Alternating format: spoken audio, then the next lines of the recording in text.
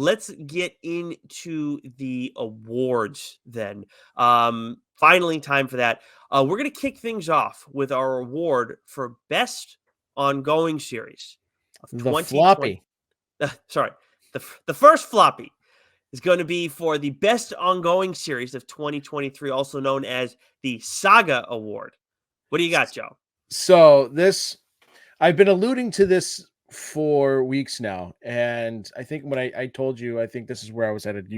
Your jaw kind of dropped a little bit. Um, this was tough, right? Ongoing. There's so many great ongoing series that we've been reading, right? Something is killing the children, Philadelphia, Ghost Rider, Wolverine, right? I could choose from any number of books, whether it be the big two, Marvel, DC, or any of the number. There's been so many great books that are coming out, and this is something I never in a million years would have picked, Nicholas. Detective Comics, written by Ron V. There's been a number of artists, but most recently in the last several issues and going forward, with art by Jason Shawn Alexander. I really started reading Detective Comics in earnest during Future State, when we had the team of Mariko Tamaki and Dan Mora. And what I loved about their run was that it wasn't Batman central. It was mostly revolving around the Bat family and the things that were going on at Gotham, at the time. And then, once, there was another transition in there. And then when Rom V took over, it has been, we talk about like books that are at the top of our stack, every week. This is one of them. And I remember at the time when it was announced, we were both like, well, this could either go really well or, it couldn't, because Ram V is very polarizing to me. He's an excellent writer, but I find with his books, there's no like happy medium, right? It's like you either love it or it's just not your cup of tea. And for the most part, I really enjoy it. Rare Flavors he's writing now, The Many Deaths of Layla Starr, which I loved. And so I was like, how is he going to take on Batman? Because he read Swamp Thing, and I think we were both kind of like, yeah, it's okay. Again, wasn't really our cup of tea, but he's absolutely killed it. He's taken a very operatic theme and style to the storytelling, and again, right, it's revolving more around Gotham, a fight for Gotham, right? Batman is still a central figure, but he's not the only figure. He's not, like front and center, right? There's been a lot of Catwoman in the last several issues. The Orgums, a lot of Jim Gordon, right? Just his use of the world that is, Gotham City and what's been going on. It's just been excellent. And then you throw Jason Shawn Alexander's art into it, and it really just drives home that vibe of like old Gothic, like 1600s, 1700s, 1800s. Like it just got this really, really kind of like old feel to it. And That's I awesome. love it. I love every single thing about it, Nicholas. When these books, I can't remember what issue Rom V took over, but you've got to go back and just start find a way to catch up on them. Anyone should, if you love Batman, if you love just that world. This has been such a great series since he took over.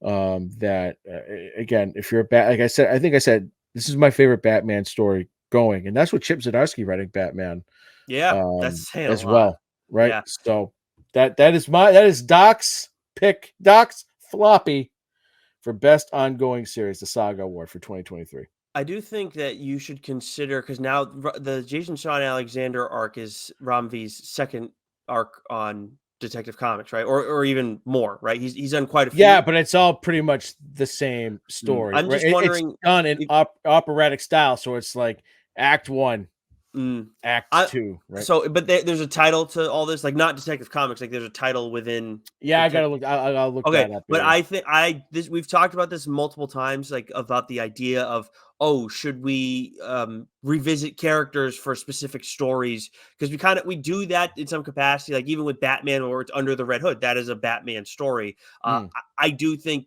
that this is a great time for you to consider doing that. Not to tell you what to fucking talk about on the show, but I think that's a good idea. If I do say so myself. As for me, last year, actually before I get to my last year's pick, Rogue Sun, Newburn, Ghost Rider, Poison Ivy, The Magic Order, Firepower, and Barbaric were all up for consideration for me this year. And just a reminder for everybody, these are titles that didn't need to start in 23, but they need to have multiple issues that come out in 2023. And then like graphic novels that were launched in 2022, we accepted those here. We're not doing any events. A winner of this title could also be the winner of the Once and Future Award, which is the best new series, which we'll get to later. But for me, I am actually going with, as I mentioned last year, my winner for last year was Reckless. Joe's winner for last year was Philadelphia. Philadelphia is my winner of the Saga Award this year, the Saga Floppy this year. Because, I mean, Joe, I know it's easy for us to talk about, you're talking about Detective Comics. That's there from start to finish throughout the year. Some of these other titles are as well. But when I look at Philadelphia, it's just started to come back as we're getting close to our awards time. And also, you look at earlier in the year, there is no book we were more excited about month to month.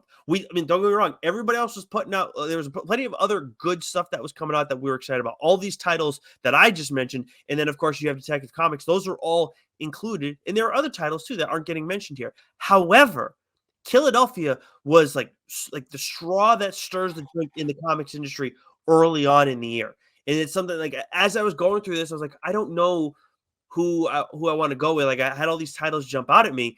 And then it's like, I was thought to myself, oh, Philadelphia had some really good stuff at the end of the year, but like they weren't out enough for me to consider them. I was like, no, wait a second. Everything that we gave a shit about that we were so excited about happened earlier this year. The second I realized that, I was like, no, this isn't even close. Rodney Barnes, Jason Shaw Alexander, and I always butcher his name, but Herman Ermus. Either way, outstanding team. They're doing a great job, and I know Jason Shaw Alexander's he's been doing layouts and inks previously for that last arc, and now he's back to doing some pencils as well for this one. Just friggin' awesome. Again, if you're not reading Philadelphia, I don't know what you're doing. Yeah, excellent, and especially like that, the way that it ended that arc with Spawn, and you just never in a million years would have saw that coming. Yeah. And it hit like a sack of bricks. And then we had Rodney to talk about it, and Jason. Yep. And how they were able to get Spawn and all that, and where they're going now with it. Like, of course, this is right up there. This again was heavily considered. And it was my award last year. And this is probably a title where you could, until it's over, you could give year in and year out. It's been that damn good for so long. So Philadelphia, tremendous. Yeah, it's again, you should, if you like comics and you're not reading it, I kind of don't get it. But anyways, moving on to the floppy for best new series of 2023. This is the Once and Future floppy. These titles had to begin no later than October of 2023. So that would mean anything that came in late in 2022, so we're talking November, December, could be up for consideration here as well. But this had to be a series that started in 2023, could have finished this year as well, or could be ongoing. Joe, what do you got for the Once and Future floppy? So this was a tough one. This was really, really tough. So last year we were both unanimous. We had Vanish. That was such a great title. Yep. And I had a lot of books I wanted to give consideration, and this is something I haven't done yet. When we've done this, I've given it to a book that isn't quite finished yet, but I know I am that convinced. It's got one issue to go, but some books I had it for consideration. Mentioned this earlier, Trojan, No One, and then like these three books are all like they're either just about to finish or they finished their first arc, and that's Kill Your Darlings and Rumpus Room, right? Like those are two extraordinary books. But I went with The Madness as my winner of the Once and Future floppy for best new series of 2023. It's got one issue to go, but I am that convinced that issue is just going to be as stellar, if not even more stellar than, the previous issues that have come out. And Axel even told us, just wait, the next 2 issues are going to blow your mind. And reading this first issue sort of late in the year after having read so many other tremendous AWA books, this first issue was my favorite out of all of them, and that is saying something, because again, like with James Tynion, I have a bar, right, an Yeah. expectation for AWA. And like last year they had a couple titles that was like, okay, not bad, not bad. But this year, like the batting average, the slugging percentage was 1,000. This was an historic run for a publisher. To write the books again. It's quality, not quantity, right? And their quality this year was just outstanding. And the Madness was my favorite first issue out of all those books. It was action packed, it was violent, it was beautifully drawn, beautifully written, and there was that emotional core to it that I have come to expect, from some of these titles from AWA. And so the Madness for me was the winner, even though there's still one issue to go. I am convinced that it's going to be excellent, and everyone and anyone should read this series. It's that damn good. This is not even remotely a shocking pick. It'd be more shocking if you didn't pick this. This seemed like the most open and shut award for Well, you. Kill Your Darlings made a real serious run there, and at one point, no one was the absolute front runner. Mhm. They were. You know what they were? They were the Brooklyn Dodgers until they fell apart at the end. Although it hasn't fallen apart, it's excellent. That was actually a terrible analogy, but like they were the front runners. They were the head and shoulders. Like no one's going to beat them. Kind of that's more how I should have phrased it. But then, bang, we had this late surge of really great titles that just blew me away at the end of the year. Interesting that you went with the Brooklyn Dodgers instead of the Los Angeles Dodgers too. That was That's screwed. Did I say Brooklyn Dodgers? you did. That was it. Yeah. Oh, I didn't mean to. Joe's showing his age, everybody. Anyways, I remember. First, I do want to mention the title "The Deviant" is an example of a book that would be up for consideration, but doesn't fall into this purview because of the timing. Started in November, so it's not eligible for the Once and Future floppy. Some titles that didn't win this: Dark X-Men, Devil That Wears My Face, Where Monsters Lie, Trojan, The Rumpus Room, World Tree. And also, before I go any further, Joe has dibs on the Madness. Just a reminder for everybody. That is why it's not up for consideration for me.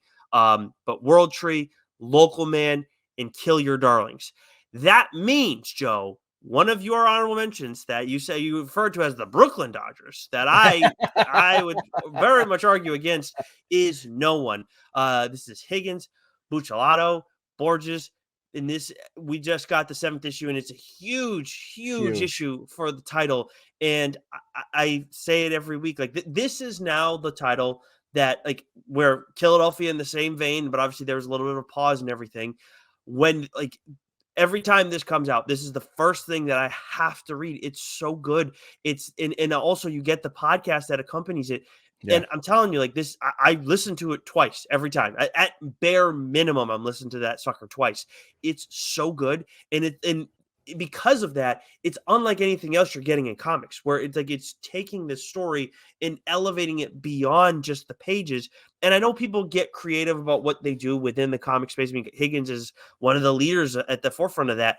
But I just, with no one has done it as well as Higgins on this title. Honestly, it's absolutely can't miss stuff.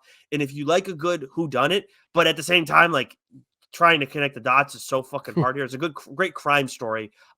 It's been so good, and there's still quite a bit left in this series. And again, like we just got a major development in the 7th issue. Before that, it was like trying to figure out who the fuck it was. I guess whodunit isn't a fair way to put it. Trying to figure out who it was is impossible.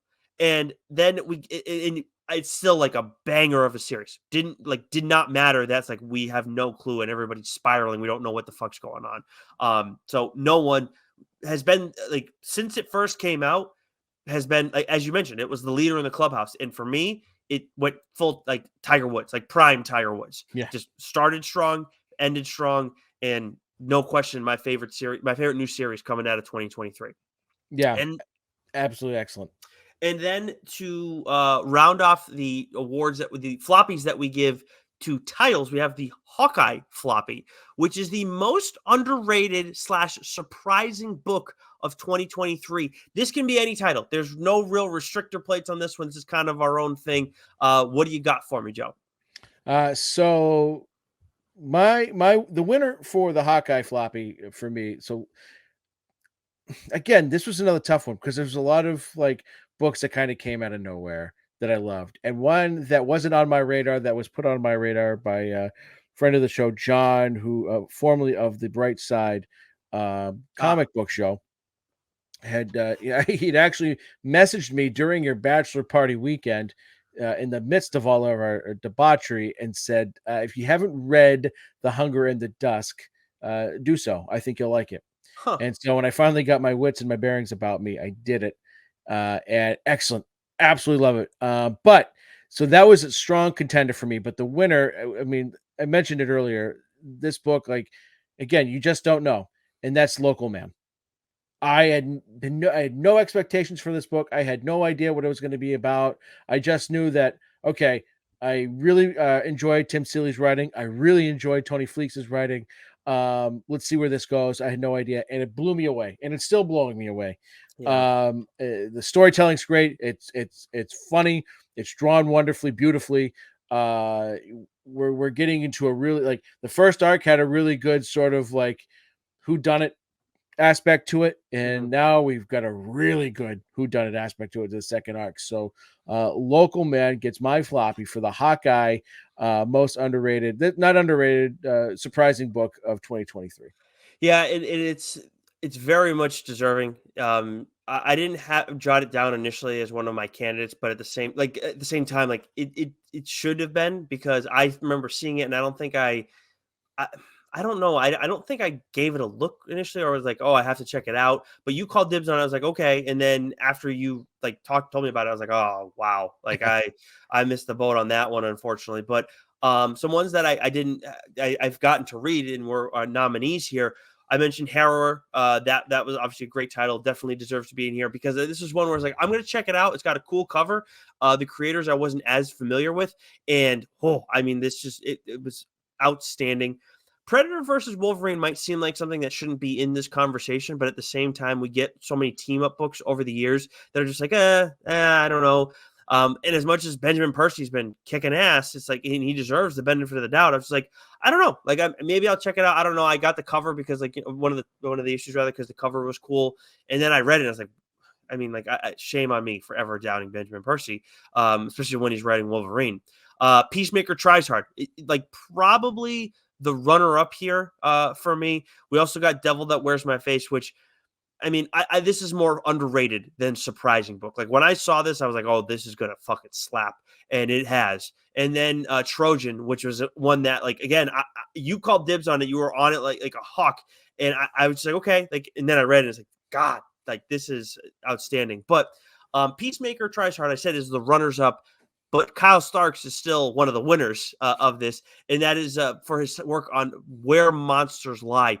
This is I'm like I'm sure it's I mean it went to trade and we may or may not get more Where Monsters Lie at some point down the line, but at the same time like I still don't feel like enough people know about this title. I think this is like as good as any horror stuff we got out in the past like few years, and like we got a lot of fucking good horror comics this year and the year before. It's a great time to be a horror comics fan. But Where Monsters Lie is like you still get horror aspects to it, but there's a lot of comedy throughout this title as well. And to me, it's just again, I knew right when I saw the credits for this page, like, and I've never had that happen. Such a unique experience. But I see the wanted pages, and I was like, oh, Hmm.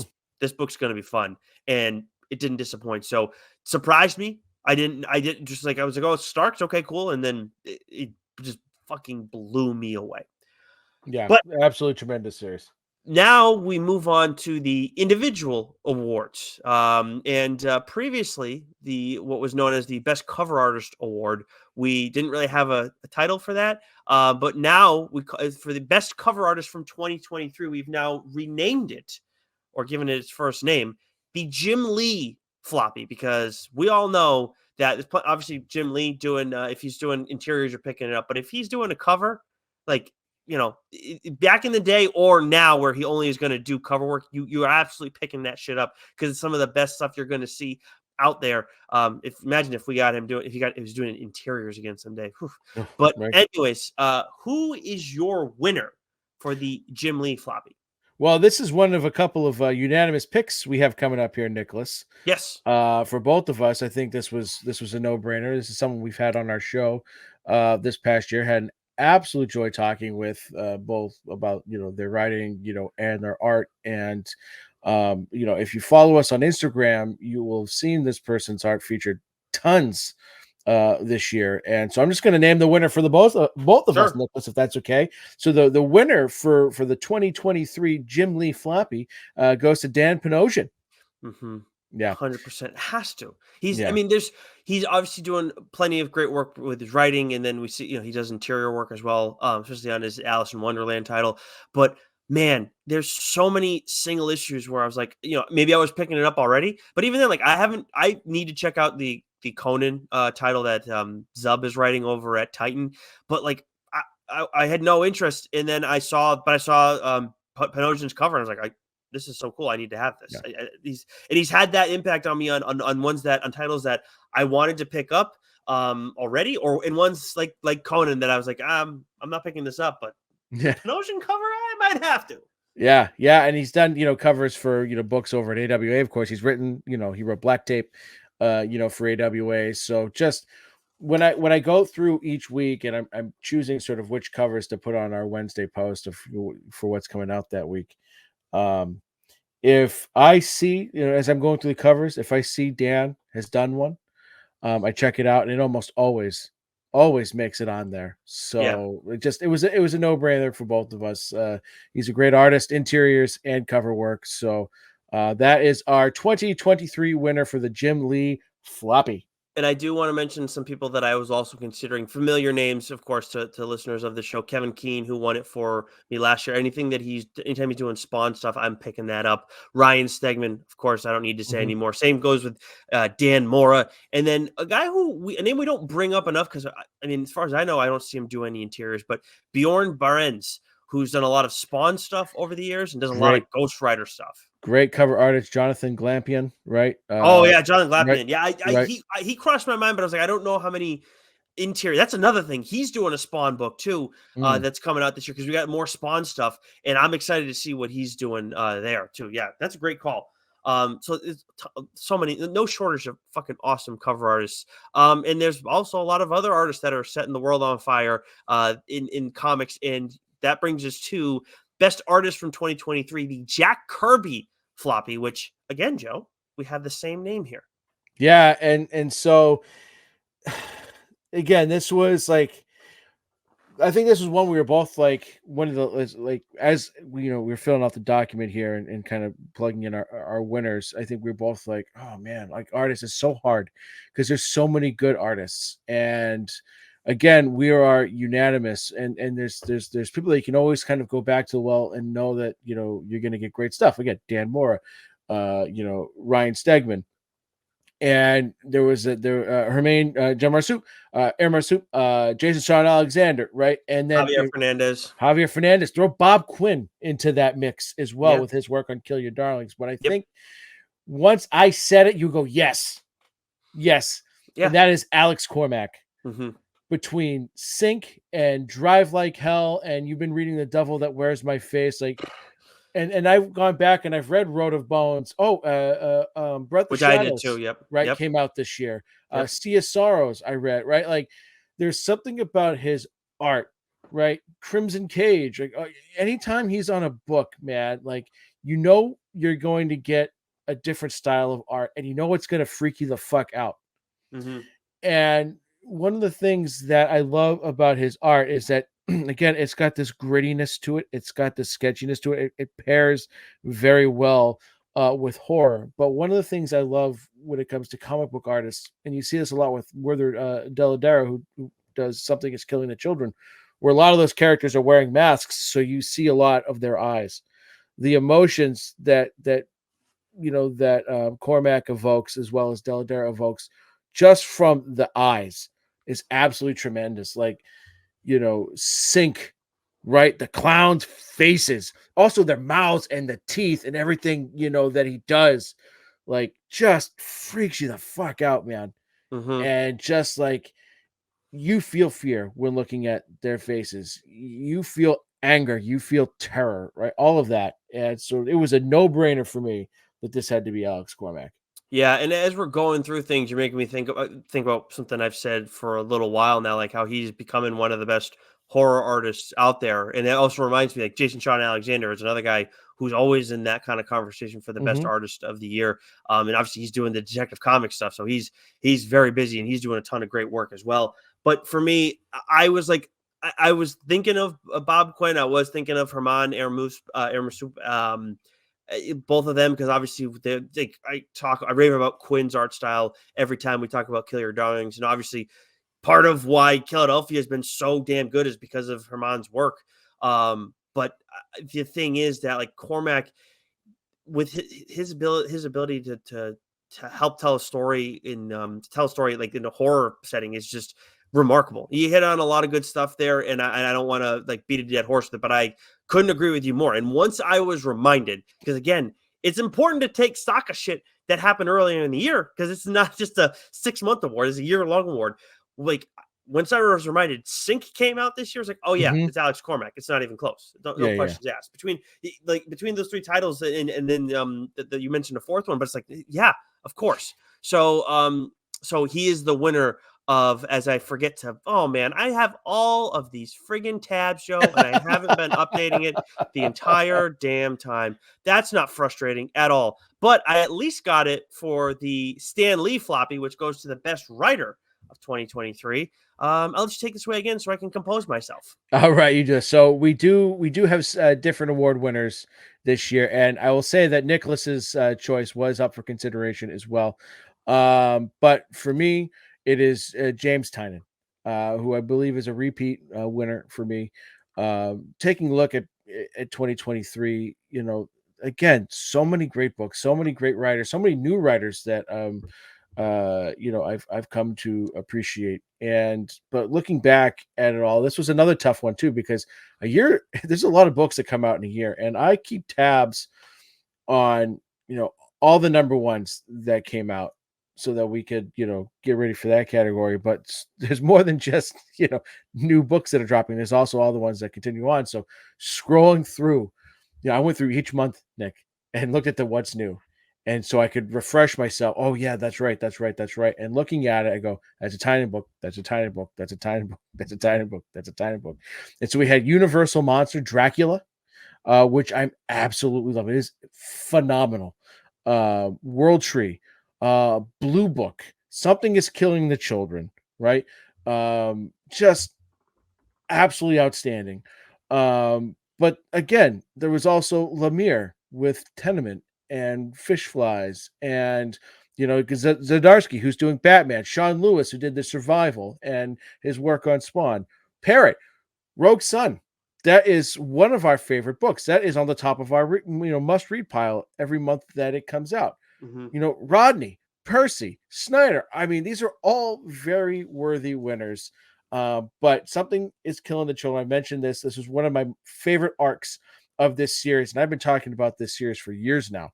So that, to me, they still able to keep it fresh and that engaging. And there wasn't like there wasn't even a ton of monsters in it this time around, right? It was a lot of conflict, just between like with the main villain being an actual person versus being a monster, was absolutely excellent. So that is my winner for the Stan Lee floppy of 20 best writer of 2023, James Tynan the fourth. And Chip's gonna be pissed at you, 'cause this is the only one he's been beaten James on, which he was the unanimous selection for us last year. It's Yep. funny how that was the unanimous selection for us last year, but not this year. For me, you mentioned a lot of great names, and I do agree, but I think Kyle Starks was right there for considering for me. Obviously, he's got a couple of awards here, or sorry, and another award here that he did win with Where Monsters Lie for us. And then, of course, Rodney Barnes has to be in consideration Mhm. because of Philadelphia. But for me, the other thing that also I consider is like what other work, like what else is going on with the writer, and that's kind of where like Starks it kind of has that edge, and then you have Rodney Barnes where he's got obviously the best ongoing book right now. The edge, though, to me, ultimately goes to somebody else. Benjamin Percy.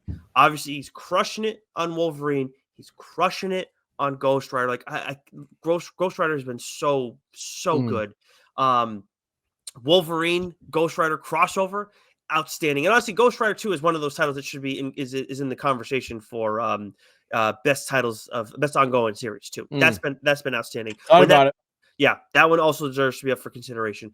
And then to me, I think the icing on the cake, like what made the difference was Predator versus Wolverine. Because again, it's a title that I was just like, I'm not. Maybe I'll check out. Maybe I won't. And I bought it, and it's like, okay, like I got it. Might as well take a look at it. And wow, like I'll absolutely love it. Again, it's not that I don't care about the characters. It's like, I mean, Predator. Maybe that's why not as much. But it's like this is a thing that we need to do. That I would love to see more of from Percy. I don't know how he'd do it because the way he's done it is specific, where it's like this should be one event and that's it. But either way, man, he does such a good job with Wolverine. And again, we're seeing like that Ghost Rider, the who's going to be Ghost Rider is going to change, but Benjamin Percy's still on it. Not even remotely. Like it's like Leo DiCaprio when he's like seeing the psychiatrist, like he's talking about how your hand is steady in those like bizarre moments. Like Yeah, that's how I felt when I heard that news. It's like, okay, Benjamin Percy's still doing it. I don't care. I'm not even yeah. remotely worried about it. He's doing that fucking good. So you got James Tynion. I got Benjamin Percy. I think that we and then we mentioned a lot in between a lot of outstanding work throughout the year. But at the end, Joe, we always wrap up our annuals. I think now I guess we still call them our annuals, but the floppies, we rounded out with our 2023 MVP, which is for most valuable publisher. Who do you got? Well, this is a repeat winner for me. Mm-hmm. This might be a first time winner for you. We were both unanimous. Don't say mine. Don't say mine. Don't say mine. Oh, well, Yep, okay. that's fine. Oh, Mm-hmm. oh, Should have said it before. We should have gone over this before. Wasn't in the yeah. notes. Jesus Christ, So it's a Nicholas. little different. It's a little different for me. That's why. Go Oh, ahead. okay. Okay. So last year's winner was AWA Studios, and guess what, baby? They win again. Like I said before, it's quality over quantity. And I think they had 9 titles out this year, but all of them hit. All of them resonated in different ways.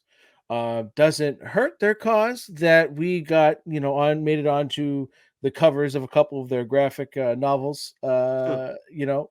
But that aside, out of all those books, love them all. Right? I Hmm. think there was 8 titles, and then they did one original graphic novel, which was Gatsby, which was Hmm. excellent. But I loved every title that came out for different reasons. They hit in different ways, but the storytelling and the artwork all hit that extremely high standard that I have set for them. And I will champion them. I will talk about them until I'm blue in the face. That's how much I love their stories and the direction they're going in. That's why we've had Axel on numerous times. We've had a lot Hmm. of their writers on this past year. Um, like again, that's not to knock. Like Dark Horse really, like for me, stepped up this year. Wrote a lot of books that I enjoyed. Boom, as always, right? Just continue to deliver great books. Image, right? We know what to expect from Image, and Marvel's Marvel and DC is DC, but just AWA, it was just there wasn't a single miss.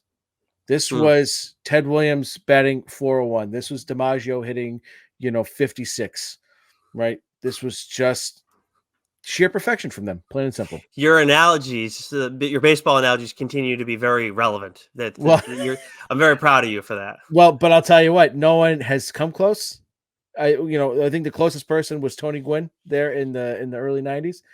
Those are 2 records that'll never be broken No, not ever. a chance. Yeah, no way. There's nothing I love than a good hitting streak in baseball, right? But like you don't see that anymore. I think the last good one was Nomar, right? No, yeah, I don't know about that, but they don't happen often Right. at You all. start to see someone get into the like the mid-20s. Okay, you're paying attention. Oh, Hmm. early 30s, and Remember then when that Jackie Bradley had a pretty sizable one? That was wild. That that was was yeah. fucking He had a pretty good sized one. But yeah. It must have been on one of his months. yeah, Uh, it was bizarre. He when he got hot, man, he was as good as any hitter. Also, I think statistically the worst hitter in the history of baseball. Well, I mean, I'd say Mike Lansing's always the first guy I think of when that Yeah, gets but brought up. you talk about games played. I mean, you look at it. I think Sure. Yeah. I can't remember but I think statistically he's got one of the worst. Anyways, Anyways, he's still what was it, ALCS MVP in 18, if I'm not mistaken. Christ. Yeah, unbelievable. You know what? I wouldn't mind his career. You know what? You got paid and you got some accolades and you got a ring and you helped win that ring. Anyways, so Joe kind of alluded to who my winner is this year. Last year I went with Image, and I believe the 2 years before that I went with Image. I feel very strongly about what they do. And also we know that they have a slightly different luxury that when you talk about like Marvel versus DC, because those are the big three. They have a different advantage where it's not there's no house style. There's like it's the creator own work. They're doing their own thing, so they can take swings where maybe Marvel and DC wouldn't necessarily. And I still think that they had a kick-ass year, and I was thinking about still giving it to them.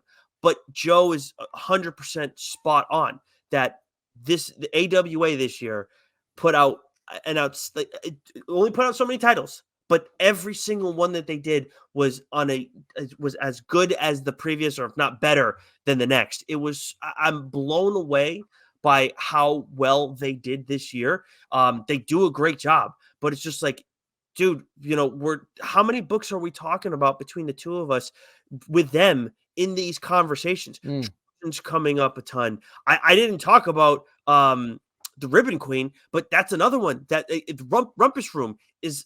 I mean, if Rumpus Room doesn't win an Eisner, I'm seriously going to be surprised by that.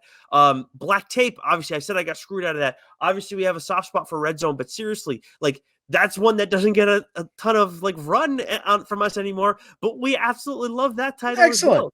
So there's so much stuff that they've done that's been just outstanding. Into the amount, like when you look at like again from like when you start like looking at like I guess like per capita or however the hell you want to fucking break it down, they have their hit rate. They are on like a Barry Bonds like with the Giants level. Like they are hitting for power, they are hitting for average. Maybe they're using steroids. We'll have to get Axel Alonso tested at some point on the show. We'll do it live for you guys. We will stream that conversation. But seriously, like they've been that good this year, and even as I'm talking about now, it's a wild to reflect on how big. I think we're gonna look back at like 2023, you and I, and we're like, this is where like AWA, like they've been doing a good job, but this is where they took like another step, and hopefully that's going to lead to them their like signal being amplified even more. Yeah, and that's not to mention that they've got a lot of properties that we should be expecting some movie and television from, right? They've Yeah, optioned a lot of stuff off, right? yeah, that's coming down the line Hotel at some and point. Chariot and I think Marjorie Finnegan, right? So Yep. there's a lot to be excited for and a lot to look forward to when it comes to AWA Studios, and Yeah. they just keep getting better and better. Just like and their catalog is just chock full of fucking kick-ass books. Yeah. And there's still some OG books that have come out that I need to get back to and read. I haven't. Mm-hmm. So yeah, it's But just I do they're the agree best. with you. You brought up Dark Horse. For me, I think they're number 3 in the conversation. I mean, the Witcher stuff is like foundational for them. Like they have that. You're covered for 5 months with like awesome stuff. Then you got all the Snyder stuff. Then you go and add Millar to the conversation. There's so much that they're doing. And this slipped by us. This happened. This was announced, and we completely fucking missed it. But they also inked a deal with Tynan and his Tiny Onion imprint, right? And that started with Yeah. oh, I always screw the name of this title up. Christopher Chaos, the oddly Yep. pedestrian life of Christopher Chaos. That's where that was the first book from sort of the Tiny Onion imprint under Dark Horse, and I think Dracula as well, right? So just that's huge. Like Dark Horse is making fucking moves. They got Usagi Yojimbo back Yep. with Stan Sakai's Dogu Publishing imprint as well. So like, Yeah, they ain't fucking around either, folks. You No, can hear us they talking about them next year. yeah, an absolutely outstanding year. Like if we're talking about like growth from last year to this year, I'd probably go with Dark Horse. Like I think AWA was the most impressive one on the year, but I think from where they were, I don't know where they were in my rankings in 2022, but like they like to be in this conversation, they weren't in that conversation last year for me. Now they absolutely are. So and 2024 for them is going to be fucking wild.